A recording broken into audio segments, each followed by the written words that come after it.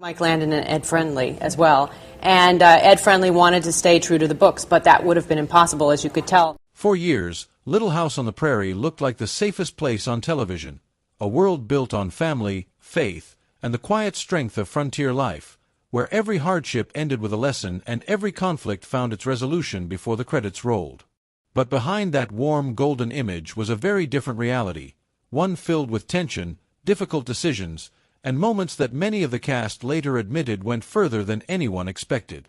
What made it even more surprising is how perfectly the illusion held, because while millions of viewers saw Walnut Grove as a peaceful escape, the people living inside that world were dealing with pressures, conflicts, and choices that would eventually shape how the story ended. And that ending is where everything changed. After years of success, strong ratings, and a loyal audience, the show didn't fade away quietly. It ended with an explosion, literally destroying the town it had spent nearly a decade building. For fans, it felt shocking, almost out of character. But the truth is, that decision had less to do with storytelling and more to do with control. Michael Landon, the driving force behind the series, wasn't just the star.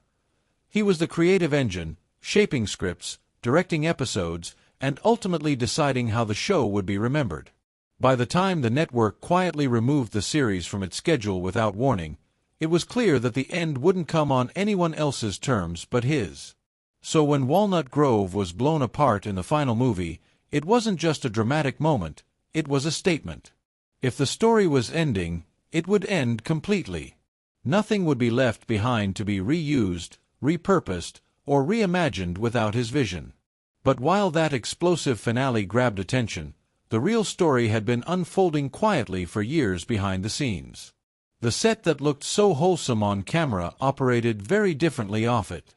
Long filming days, constant pressure, and a culture that blurred professional boundaries created an environment that many of the younger actors didn't fully understand until much later. Alcohol was common during filming, treated casually even with children present, and behavior from leadership often set the tone for everyone else. At the same time, personal relationships began to complicate things further. When Landon's private life became public within the cast and crew, it changed how some of the actors, especially the younger ones who had once looked up to him, saw him.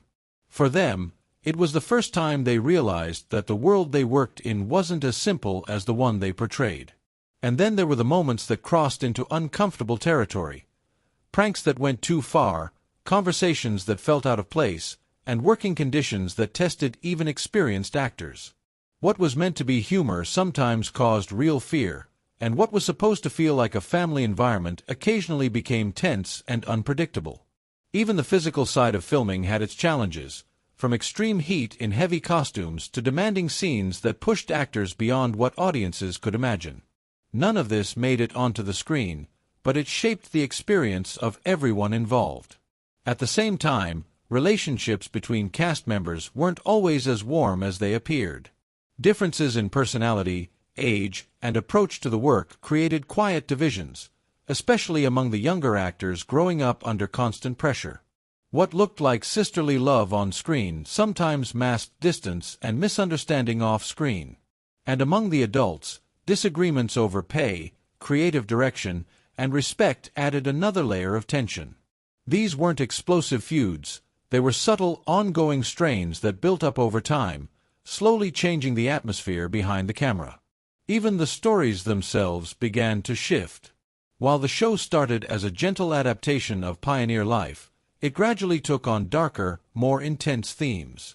Episodes introduced violence, tragedy, and emotional weight that many viewers didn't expect from a family series. Some storylines pushed boundaries so far that even cast members questioned them, while others left lasting impressions on audiences who had grown used to something softer. It was as if the show itself was evolving alongside the pressures behind it, becoming more complex, more unpredictable, and at times, more unsettling. And maybe that's what makes the ending feel so different in hindsight. Because when Walnut Grove was finally destroyed, it wasn't just the end of a story, it was the release of everything that had been building behind the scenes for years. The tears were real, the goodbyes were genuine, and for the people who had lived inside that world, it wasn't just a set being torn down, It was a chapter of their lives closing for good. What remained, though, was the legacy.